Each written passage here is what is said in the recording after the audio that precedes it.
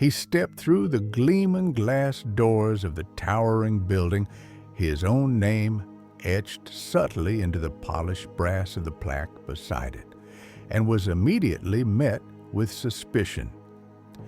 Dressed in a dark gray hoodie, well-worn sneakers, and faded jeans, he looked more like someone who had wandered in from the street than the man who had poured his life into building the company from nothing. The reception supervisor's polite smile faltered into a tight, questioning line. The burly security guard by the elevator straightened, his hand hovering near his belt. Within seconds, a man in a crisp, tailored navy blue suit, his tie perfectly knotted, approached with an air of practiced authority. "Sir, you must be lost," he stated, his voice carrying just enough condescension to sting. "This area is for employees only." What none of them knew, what not a single person in that meticulously organized lobby suspected, was that the man they were so casually dismissing was the very reason any of them had a job. Before we continue, tell us where in the world you are watching from. Drop it in the comments below. And if you enjoy this story, don't forget to like the video and subscribe for more powerful content like this. He was the quiet force behind their paychecks, the visionary who had turned a daring idea into a bustling, successful enterprise. And he remembered this exact moment, the casual dismissal, the snap judgment, for the rest of his life. Before we dive deeper into this incredible tale, if you believe in kindness, in the power of second chances, and in judging people by the content of their character, not the superficiality of their appearance, please take a moment to hit that like button. Share this video with someone who needs to see a story of resilience and truth. And make sure to subscribe to our channel for more real, emotional narratives that inspire millions. Your support truly helps us bring these powerful stories to life. His name was Elias Vance. Born and raised in the struggling housing projects on the west side of a sprawling metropolis, Elias grew up with little more than an unshakable hope and the quiet, unwavering strength of his grandmother. She worked tirelessly, stitching clothes late into the night, sacrificing her sleep to ensure he had warm meals and a roof over his head. She never once allowed him to feel like he was less than anyone else, constantly reminding him of the boundless potential within him. But the world outside their small apartment was a stark contrast, quick to remind him of his perceived place. Teachers, burdened by large class sizes and low expectations, often overlooked his quiet brilliance. Store clerks followed him with suspicious glances as he browsed, while many of his childhood friends fell into the tempting, dangerous lure of local gangs. Elias buried himself in library books and scavenged tech magazines, often discarded from affluent suburban schools. He possessed a mind that never stopped working, constantly tinkering, disassembling, and reassembling, always building, always dreaming of what could be. By the age of 16, Elias had painstakingly taught himself to code on a rickety second-hand laptop, its screen a spiderweb of cracks, half its keys missing or stuck. He built his very first rudimentary app in the back corner of the public library. Fueled by a borrowed charger he meticulously guarded and the library's often spotty, stolen Wi-Fi connection. It was clunky, barely functional, a digital patchwork, but it was profoundly his. It was a tangible creation that, against all odds, opened a crucial door.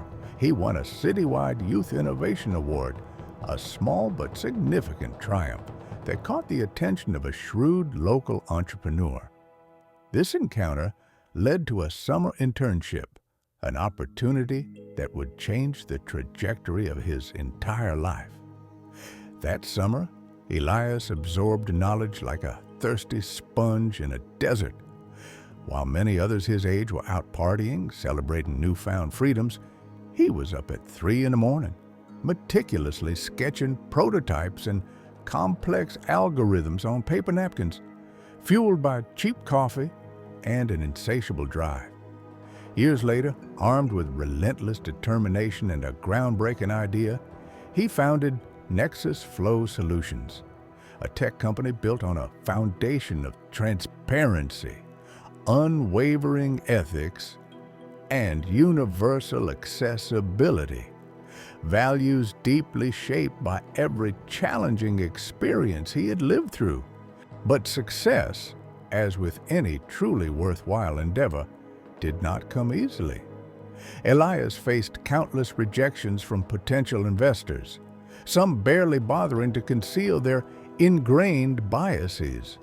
One influential venture capitalist, after a particularly impressive pitch, remarked with a dismissive wave, "You're undeniably impressive, young man, but your face simply doesn't align with our usual leadership profile." Another, with a condescending pat on the shoulder, stated, "We're truly looking for a more seasoned, more established executive to lead this kind of enterprise." Yet Elias, with his quiet resolve, kept pushing forward. He sold his only car, a beat-up sedan, and lived out of a tiny storage unit for a grueling 6 months, using the money to keep Nexus Flow alive. He pitched his nascent company to over 200 different investors, enduring countless doors slammed in his face, before one, just one, finally said yes. That single yes was all he needed, a tiny spark that ignited a roaring fire. Over the next decade, Nexus Flow Solutions blossomed from a struggling one-man operation into a billion-dollar powerhouse, a testament to Elias's vision and tenacity. It wasn't a flashy, attention-grabbing startup constantly in the headlines. Elias never sought fame or personal recognition. He simply yearned for impact, for his technology to genuinely improve lives. He meticulously focused on hiring talented individuals from underserved communities, establishing robust mentorship programs, and creating cutting-edge technologies that genuinely made life easier and more equitable for everyday people, not just the elite. In doing so, he deliberately maintained a low profile, preferring to let the company's work speak for itself. He never plastered his face on billboards, rarely gave keynote speeches, and most of his thousands of employees didn't even know what their enigmatic founder looked like. And he preferred it that way until one particularly rainy Monday morning when a sudden impulse changed everything. That day, Elias decided on a whim to walk into Nexus Flow headquarters unannounced, completely unadorned. No personal assistant, no security entourage, no sleek luxury car pulling up to the curb, just him, a solitary figure blending into the bustling city. He wanted to truly feel the company again, to experience it from the ground level, to understand what it had organically become in his absence from the daily grind. But as he casually approached the polished reception desk, he was met with a stiff, almost wary smile and a deeply cautious glance from the young woman behind the counter. She didn't recognize him, and to his surprise, that didn't bother him in the slightest. What transpired next, however, truly did. Within moments, a man in a crisp blue suit, his hair perfectly coiffed, someone Elias vaguely remembered hiring years ago for a mid-level management position, approached with firm, purposeful steps, his arms defensively folded across his chest. His tone was sharp, his eyes filled with a quick, dismissive judgment. "Sir," he declared, his voice cutting through the lobby's quiet hum, "this is a private building. I'm going to have to ask you to leave immediately." Elias met his gaze directly, a calm, almost serene expression on his face. "I own this building," he stated simply, his voice low but firm. The man in the suit chuckled, a short, bitter sound devoid of humor. "Right," he scoffed, a sneer twisting his lips. "And I'm the CEO of the company. You need to go now before I'm forced to call security and have you escorted out." And just like that, in that brief, tense exchange, Elias saw it all laid bare. The insidious layers of ingrained assumptions, the pervasive surface-level judgments, the insidious way a person's inherent worth was so readily measured not by their genuine contributions or their profound character, but by the pristine cut of their clothes, the assumed contents of their wallet, and, perhaps most painfully, the superficial color of their skin. He didn't fight back, didn't raise his voice in indignation. He simply, with a deliberate slowness that commanded a different kind of attention, pulled out his phone, opened the company's secure internal portal, and with a subtle flick of his wrist, displayed his executive login credentials on the screen. The young receptionist's eyes widened to saucers. The suited manager stammered, his carefully constructed composure crumbling. Someone nearby, having overheard the entire exchange, gasped audibly, and a profound silence descended over the bustling room, chilling and heavy, like a sudden, unexpected cold wind. Moments later, the regional manager, a brilliant woman Elias had personally mentored early in her career, came rushing out of her office, her face noticeably pale, her expression a mix of horror and genuine apology. "Mr. Vance," she stammered, her voice barely a whisper, "I am so incredibly sorry. We truly didn't know. He gently raised a hand, stopping her mid-sentence. "I know you didn't," he said, his voice quiet but firm, carrying the weight of profound understanding. The incident, though resolved quietly, sparked a profound internal storm within Nexus Flow Solutions. Elias, in a powerful display of his principled leadership, didn't fire anyone that day. Instead, he immediately called for a comprehensive, full-scale review of the company's internal culture and hiring practices. Intensive training sessions focused on unconscious bias were swiftly implemented. Anonymous surveys were sent out to every employee, encouraging honest feedback. Bias awareness programs became a mandatory part of every new employee's onboarding, but perhaps most significantly, Elias used the deeply personal experience to finally speak publicly about what had happened.